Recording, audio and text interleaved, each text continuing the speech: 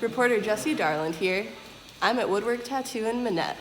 We asked our readers who some of the best tattoo artists in Kitsap County are, so in the meantime, while I'm getting tattooed, here's 5 stories about the tattoo industry for this week's Beat Blast.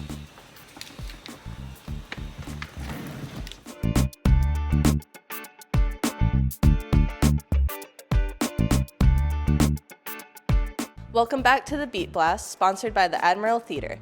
Story number 1. We're at Woodworking Tattoo in Manette, which originally opened in Poulsbo in 2013 by artist Kyle Wood. The shop doubles as an art gallery and currently hosts 8 artists with their own unique styles. I started tattooing when I was in the Army, mostly in Iraq, tattooing my buddies over there. And then when I got out, the plan was just to tattoo on the side while I was going back to school, and then tattooing just ended up taking over. I tattooed in my living room for about a month before my deployment, and then my wife sent over a tough box full of all the equipment I needed while I was over there, and I tattooed like 80 out of 120 guys in my unit over the course of the next year in Iraq. I've always tried to couple my other interests with the tattoo shop. At the last location, we built a stage for music and stuff, and we did the same thing here. I'm very interested in film and music and production in that sense, so I think that this is kind of an event setter. Like Sundays I come in, Sunday Fun Day at 9 a.m. and try to record music to make almost like a tiny desk kind of feel of music, and pretty much anybody who wants to make music can come and do that. I don't charge anything for it. It's just I use tattooing to finance the things that I enjoy, like, which also happens to be, more art-related stuff. Story number 2. Tony Mitchell has been tattooing for 23 years. He owns Tony's Tried and True in Port Orchard, which is decorated from top to bottom with tiny toys he's gathered over the years.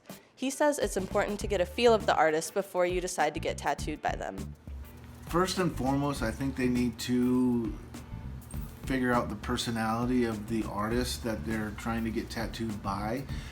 It may not be a good fit.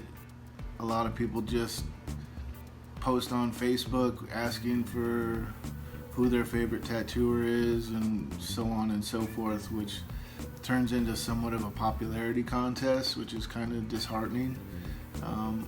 The days of old of actually having to walk into a shop and seeing what the artists are capable of and just the type of person they are gone.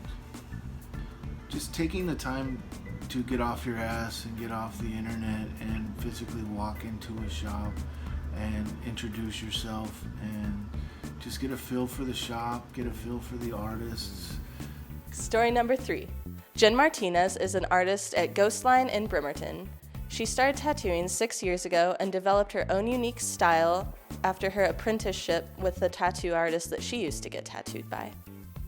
I was actually a waitress for a really long time, and I was getting tattooed by a tattoo artist that was willing to give me a shot, and I brought in my artwork and he liked it and started from there. It was actually pretty cool.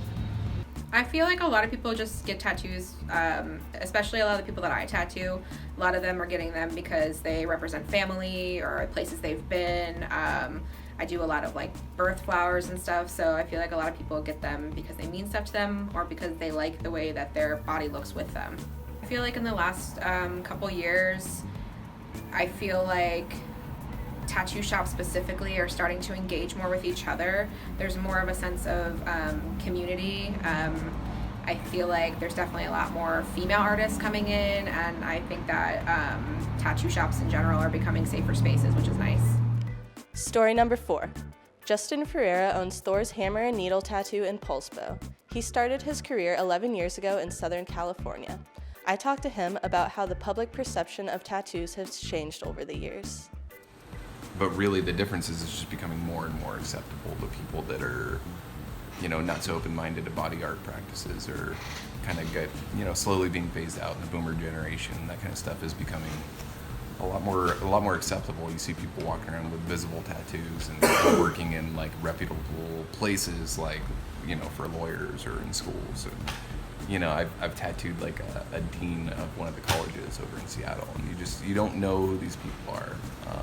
And that's the big change. It's becoming acceptable to them, and they're kind of coming out of their shell. And starting to walk into the tattoo shop. I'd say that's one of the changes. Story number 5. What's on tap for your weekend, sponsored by Silver City Brewery. A Pirate's Life for Us is returning to Port Orchard. Pirates in costume from all over will descend upon downtown for games, food, fun, and rum. This event starts Friday and ends Sunday. That's our show for this week. Thanks to our sponsors and those who subscribe to the Kitsap Sun. We couldn't do this without you. See you next time.